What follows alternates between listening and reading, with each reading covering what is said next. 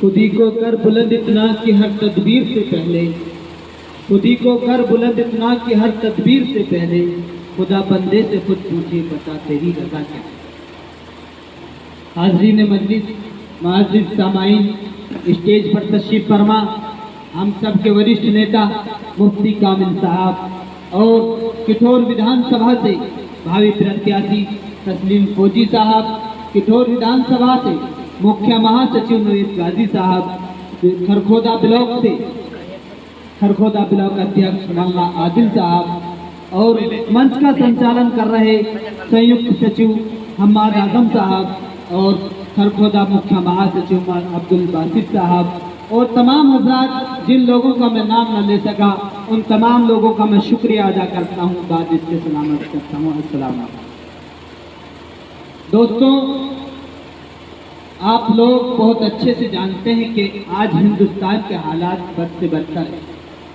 कहीं आपको mob lynching जैसी घटना देखने को मिलती है, तो कहीं भ्रष्टाचार का मामला देखने को मिलता है, कहीं बेरोजगारी का मामला देखने को मिलता है, तो कहीं गैंगरेप जैसी घटनाएं देखने को मिलती है। ये बहुत बदकिस्मती की बात है कि आज हिंदुस्तान अच्छी सिचुएशन से नहीं गुजर रहा है। तो आप लोगों से मैं यही आपके बीच में आकर के यही सवाल करना चाहता हूं कि आप तमाम लोग इन ऐसी घटनाओं से चेंजिंग चाहते हैं क्या नहीं चाहते हैं। सबसे पहले तो मेरा यही सवाल है साथियों, आप चेंजिंग चाहते हैं या नहीं चाहते हैं। तो मेरे साथियों, इन नापाक साजिशों को खत्म करने के लिए हमें कुछ ऐसे काम करने पड़ेंगे जिसकी वजह से इन नापाक साजिशों को कमजोर करना पड़ेगा, क्योंकि आज हिंदुस्तान को वो नापाक साजिशें कमजोर कर रही हैं, लेकिन हमें हिंदुस्तान को कमजोर होने से बचाना है। हमें जो कामयाब करना है, हमें अपने हिंदुस्तान को कामयाब करना है। और हिंदुस्तान कामयाब कब होगा? जब हम तमाम के तमाम लोग एक बेहतरीन सेकुलरिज्म को मजबूत करेंगे, हम एक बेहतरीन नुमाइंदे को मजबूत करेंगे। मेरे साथियों, आज आप लोगों के दरमियान में मैं आया हूं तो चंद बातें रखूंगा। मौलाना आदिल साहब अपनी बात रख रहे थे, आप लोगों तक पहुंचाई, बहुत अच्छी बातें बता रहे थे। उसी के सिलसिले में मैं भी अपनी बातें आपके बीच में रख रहा हूं। उम्मीद करता हूं आप तमाम लोगों से कि आप मेरी हौसला अफजाई करेंगे और इंशाअल्लाह उस पर गौर फिक्र भी करेंगे। सबसे पहले मैं ये बात शुरू करता हूं कि आज हिंदुस्तान के अंदर बैरिस्टर असदुद्दीन ओवैसी जब इलेक्शन की कहीं भी शुरुआत करते हैं तो उन पर बीजेपी का एजेंट या बीजेपी की बी टीम का इल्जाम लगाया। आज उत्तर प्रदेश में इलेक्शन की तैयारियां चल रही हैं, तो तमाम साथियों में ये बता देना चाहता हूं, जो लोग कहते हैं कि बीजेपी आ जाएगी, बैरिस्टर असदुद्दीन ओवैसी के इलेक्शन लड़ने से उत्तर प्रदेश के अंदर बीजेपी आ जाएगी। मैं प्यारों में ये बात आप लोगों को बताना चाहता हूं कि 2017 का इलेक्शन था। 2017 में तमाम फर्जी सेकुलर पार्टियों ने एक गठबंधन के तौर पर ठगबंधन करके दिखाया। गठबंधन नहीं था, वो ठगबंधन किया, क्योंकि अगर हकीकत में वो सेकुलरिज्म का पाठ पढ़ते हैं या रखते हैं तो बैरिस्टर असदुद्दीन ओवैसी को भी अपने उस ठगबंधन नहीं गठबंधन में शामिल करना चाहिए। जो लोग कहते हैं बैरिस्टर साहब की वजह से वोट कटती है, तो 2017 में बीजेपी आ जाती है, 2019 में बीजेपी आ जाती है, 2012 में बीजेपी आ जाती है, तो बताइए 2012, 17 और 19 में कौन सा इलेक्शन असदुद्दीन ओवैसी लड़ रहा है। मेरे साथियों, ये बेबुनियादी इल्जाम है। ये सिर्फ वो फर्जी सेकुलर लोग इस चीज का मुतालबा करते हैं।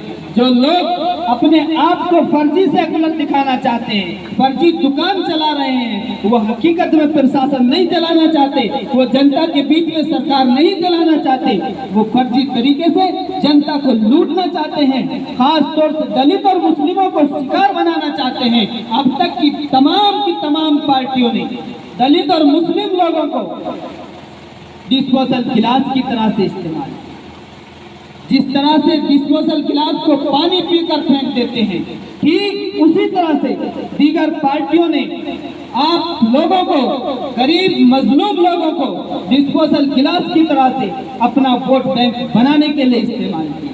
या मैं यूं कह दूं कि जिस तरह से बिरयानी के अंदर खुशबू महकाने के लिए तेजपात का इस्तेमाल तो किया जाता है, लेकिन उसको बाहर निकाल कर फेंक दिया जाता है, ठीक उसी तरह से तमाम की तमाम पार्टियों ने हमें खुशबू महकाने के लिए, अपना वोट बैंक बनाने के लिए तो इस्तेमाल किया, लेकिन जब हमारे हुकूकों की बात आई तो इस तरह से चुप बैठ जाते हैं जैसे उनके मुंह को किसी ने सिल दिया।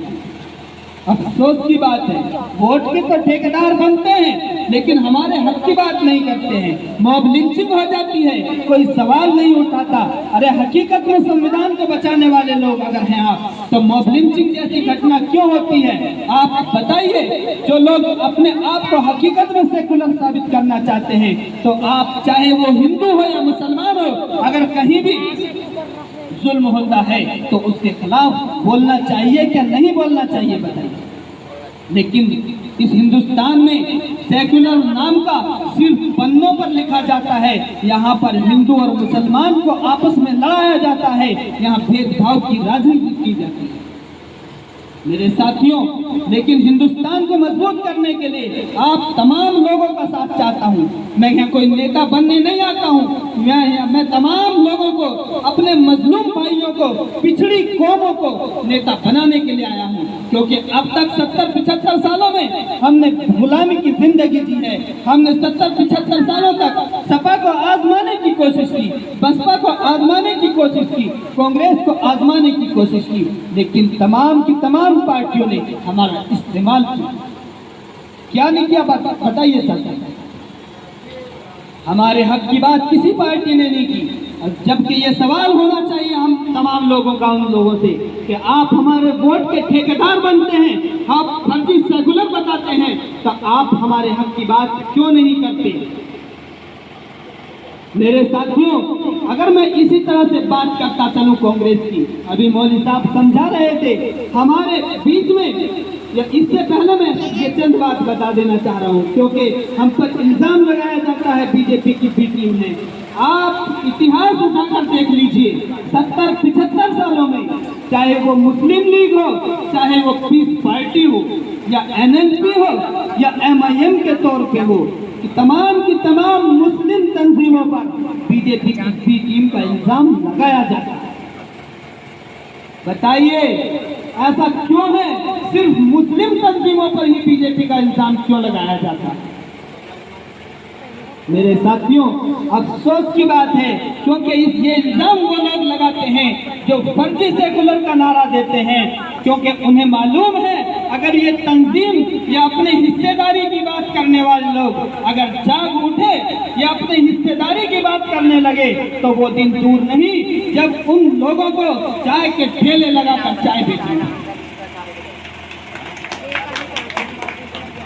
मेरे साथियों, अफसोस की बात यह है कि तमाम लोगों ने अपनी पार्टी को मजबूत किया। किसी की बुराई करना नहीं चाहता, हर आदमी चाहता है कि हम अपनी कौम को मजबूत करें, हर आदमी चाहता है हम हिंदुस्तान को मजबूत करें। हर तमाम पार्टियों ने अपनी अपनी कौम को मजबूत करने की कोशिश की, करना भी चाहिए, लेकिन उसके साथ साथ दूसरी कौम को भी अपने साथ लेकर चलना चाहिए। लेकिन आज हिंदुस्तान में ये नहीं हो रहा है, सिर्फ धर्म की राजनीति लड़ाई जा रही है। मेरे साथियों, कुछ लोग कहते हैं कि एमआईएम सिर्फ मुसलमानों की पार्टी है, बिल्कुल ऐसा नहीं है। मैं इस चीज का कंडेम करता हूँ। जो लोग कहते हैं कि वो मुस्लिम पार्टी है तो बिल्कुल गलत है। मैं साबित करके दिखा सकता हूँ, क्योंकि चंद्रायन गुट्टा विधानसभा से जो अकबरुद्दीन ओवैसी, जिसको कहते हैं कि वो एक भड़काऊ भाषण देते हैं, मेरे साथियों, उस विधानसभा से आप इंटरनेट से सर्च कर लीजिएगा, 65% यानी 65% वोटिंग मेरा हिंदू भाई अकबरुद्दीन ओवैसी के लिए। अगर वो हकीकत में मुसलमानों की पार्टी होती तो अकबरुद्दीन ओवैसी को मेरा हिंदू समाज जिता करके विधानसभा नहीं भेजता। वहां पर अगर वोट मिलती है तो विकास के नाम पे मिलती है। ये असदुद्दीन ओवैसी या मजलिस इत्तेहादुल मुस्लिमीन वो पार्टी है। आप तमाम के सामने हैदराबाद मॉडल है, पूरे हिंदुस्तान में उठाकर देख लीजिए। लिए ऐसा कहीं विकास नहीं मिल सकता, ऐसे कहीं हॉस्पिटल्स नहीं मिल सकते, ऐसे कहीं कॉलेज नहीं मिल सकते। बैरिस्टर असदुद्दीन ओवैसी सिर्फ मेंबर ऑफ पार्लियामेंट हैं, उसके बावजूद भी ऐसे ऐसे कॉलेजों का इंतजाम कराते हैं जिसमें आपके बच्चे फ्री में एजुकेशन का फायदा उठा सकते हैं, सिर्फ फ्री में। और कॉलेज वो ऐसे नहीं है कि सिर्फ हाई स्कूल इंटर तक। मेरे साथियों, मैं आपको बता देना चाहता हूँ, बैरिस्टर असदुद्दीन ओवैसी ने ऐसे कॉलेजों के इंतजाम किए हैं जिसमें नर्सरी से लेकर के MBBS, M.Tech, B.Tech की शिक्षा का फ्री इंतजाम किया जाता है। अब अगर मैं बात करता चलूं मेडिकल क्षेत्र की, तो मेडिकल क्षेत्र में भी मजलिस इत्तेहादुल मुस्लिमीन ने कोई कम काम नहीं किया है। मजलिस इत्तेहादुल मुस्लिमीन ने हैदराबाद के अंदर ऐसे ऐसे हॉस्पिटलों का इंतजाम किया है जिसमें 20 रुपया की पर्ची बना करके, सिर्फ 20 रुपये की पर्ची से 6 महीने तक कैंसर जैसी भयंकर बीमारी का इलाज फ्री में कराया जाए। ये मजलिस इत्तेहादुल मुस्लिमीन का विकास है। मेरे साथियों, वहाँ न हिंदू को देखा जाता है, न मुसलमान को देखा जाता है, वहाँ तमाम लोगों को नागरिक के रूप में देखा जाता है। लेकिन आज उत्तर प्रदेश की हालात आपके सामने है, यहाँ हिंदू को और मुसलमान को अलग अलग राजनीति से देखा जाता है। बहुत अफसोस की बात है, जबकि हमारा कॉन्स्टिट्यूशन कहता है, हमारा कॉन्स्टिट्यूशन ये कहता है कि हिंदुस्तान एक धर्मनिरपेक्ष देश है। यहाँ पर कोई न हिंदू है न मुसलमान है, यहाँ पर सिर्फ सब नागरिक हैं। मेरे साथियों, बात लंबी होती जा रही है, मैं चंद बातों में अपनी बात खत्म करूंगा क्योंकि वक्त बहुत ज्यादा हो रहा है। फिर किसी दिन आऊंगा इंशाअल्लाह आपके तमाम के बीच में आकर के तमाम पार्टियों की सच्चाई को बयां करूंगा। मेरा मकसद न बीजेपी की बुराई करना है, न कांग्रेस की बुराई करना है, न सपा की बुराई करना है। मेरा मकसद यह है कि इन लुटेरों की सच्चाई को बताना मेरा मकसद है, क्योंकि हिंदुस्तान के अंदर हिंदुस्तान को अगर कमजोर कर रहे हैं, हिंदुस्तान की जनता को अगर हिंदू और मुसलमान के नाम पर लड़ा रहे हैं, तो यही फर्जी सेकुलर लोग हैं।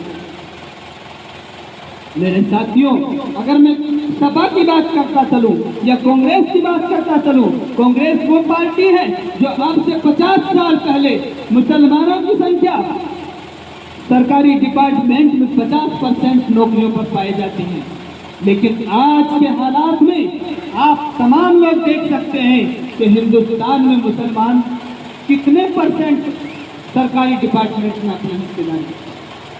अगर आपने सर्वे किया तो बहुत मुश्किल से मुश्किल 0.5% कोई देखने को मिलता। अब तमाम लोगों का सवाल यह होगा कि इसमें कांग्रेस का क्या हाथ है।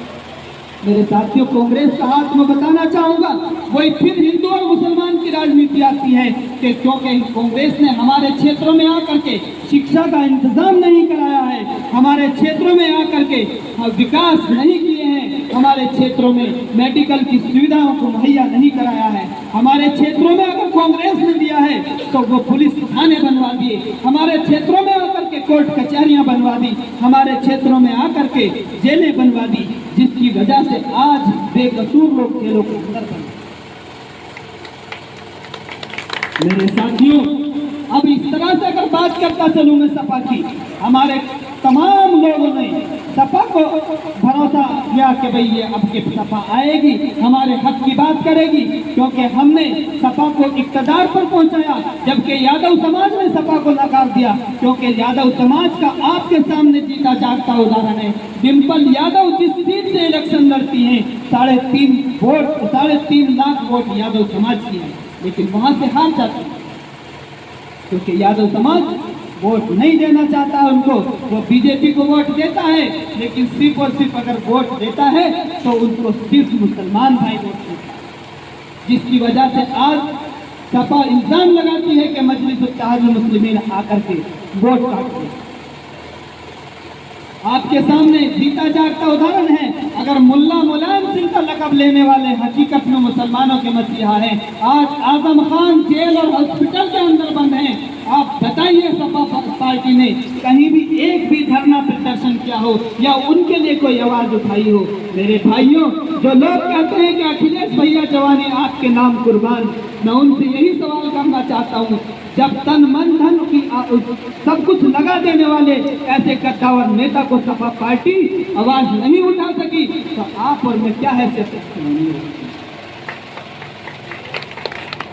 मेरा दलित समाज 9% होने के बाद 9% होने के बाद मुख्यमंत्री अपना देखना चाहता है, 4% यादव होने के बाद अपना मुख्यमंत्री देखना चाहता है, 3% जाट समाज अपना मुख्यमंत्री देखना चाहता है। लेकिन आप तमाम 22% होने के बाद अभी बीजेपी का एजेंट ढूंढ रहे हैं। अफसोस की बात, क्योंकि हालात ऐसे हैं मेरे साथियों। मैं बुराई नहीं करना चाहता किसी भी पार्टी को, ये सच्चाई है। अगर मैं झूठ बोल रहा हूं तो आप बताइए। बहरहाल वक्त बहुत कम है, मैं अपनी बातें यही खत्म करना चाहूंगा, क्योंकि अब दरी सुकोड़ने का वक्त नहीं है।